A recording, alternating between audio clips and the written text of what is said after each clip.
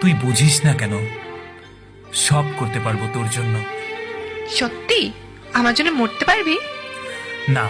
তোর হাত কেটে আমার নাম লিখতে পারবি? না।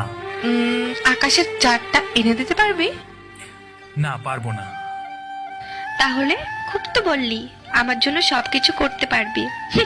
আমি বুঝে গেছি তুই আমাকে কতটা ভালোবাসিস। আমি তোর জন্য মরতে পারবো না, কিন্তু মারতে পারবো। তোর সাথে 1000 বছর বাঁচতে পারবো।